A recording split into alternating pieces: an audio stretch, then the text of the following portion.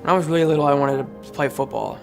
I mean, I always wanted to be in the NFL. I wanted to play college football for sure. And it was just kind of funny how it all switched around in like junior high completely just to do swimming. I like swimming because it's just me in the water. I can put the blame all on myself if I do something wrong. It was fun to watch Stephen do whatever sport he was into, but once he started swimming, it was a little bit different. And I don't know what it was. I don't know if it was just because it was him against the clock. I'm kind of a perfectionist. I like doing things right, and I'm kind of hard on myself in that way, especially when it comes to school and sports.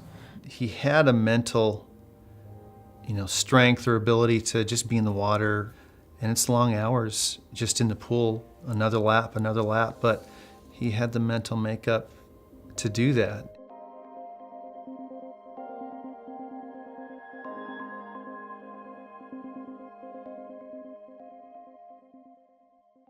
So we were practicing every morning at like 5, and one day we got in, the water was cold, but I mean, you usually warm up just by swimming.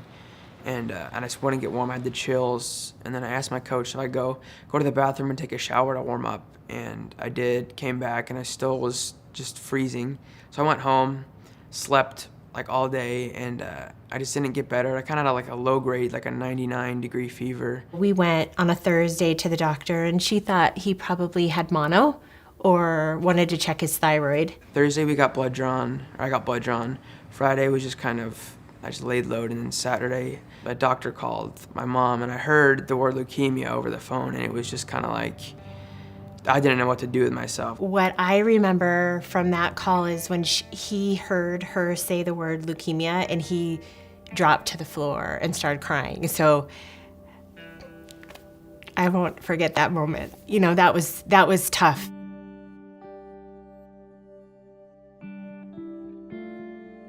When I found out that Stephen was diagnosed with cancer, it was a shock. It was a total surprise.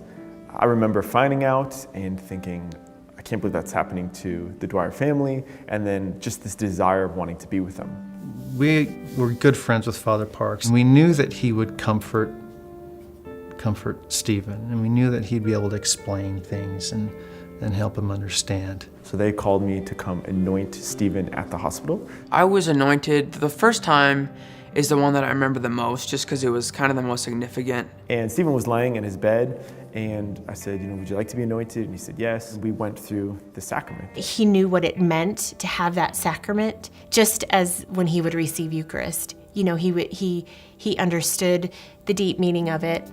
And during the anointing, what you're asking for is a double healing. If it be God's will that they would be physically healed, or at the very least spiritually healed, and that they would know that they're not alone. I think he understood, he felt peace, protection as well. When I received the anointing of the sick, it kind of set the path for the rest of the journey, that it was going to be okay, and I had to stay positive and just constantly turn to God and lean on God, because I would need him for the rest of my life, but especially the next year. He was diagnosed with acute lymphoblastic leukemia, ALL, which is very treatable. I was in treatment for leukemia, the chemo and stuff, for 4 months, and that was it was just being really tired and nauseous and not having any energy, and that was difficult. It came back that he was hypodiploid, and that dropped his prognosis to a 30% cure rate if you just continue chemo. So we had to make a decision: do we take that 30% or do we look at a bone marrow transplant?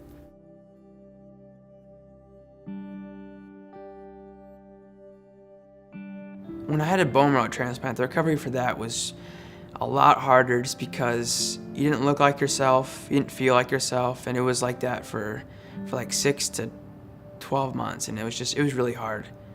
Just looking in the mirror and not seeing, being bald, and my face was I had this big moon face, and it was really hard every single day waking up and not seeing the person that you're used to seeing.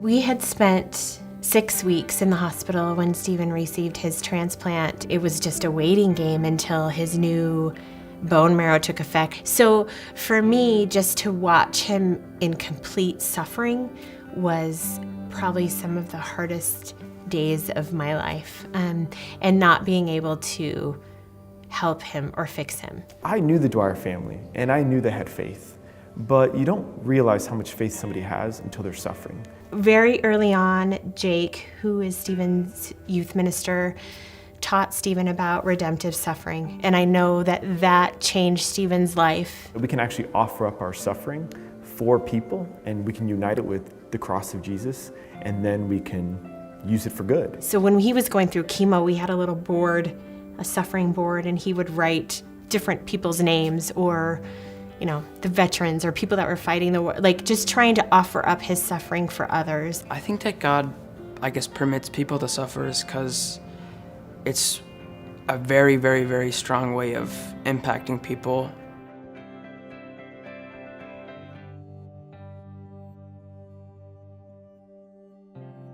Stephen's still recovering, and it might take him a few years to really recover. You're looking a little slow. Dude, you're looking great. I actually had a bone marrow transplant a year ago. Are you serious? Yeah. So I'm recovering from that. Yeah. The last 4 months, I've just slowly come off a lot of meds, and that's been really important just because it's that shows that you're starting to become more normal and you're relying on just your body doing all the work instead of all these meds that are helping your body do the work. So to have come off all the meds, it's kind of a reassurance that you're getting back to living a normal kind of life. I think a lot of people were moved by how he handled it and kind of the grace that he had to bear what he went through. And it meant a lot for people to reach out and say, "You're back. We want you as student body president, and that's great. And we want you back swimming. That's all we want." People have a real love for him and a trust for him, and they're pulling for him. How did that look? Did you get any pictures? Right now, just attending school events and being with my friends, because that was one of the hardest things, is not being able to go to football games, and homecoming was a big deal for me.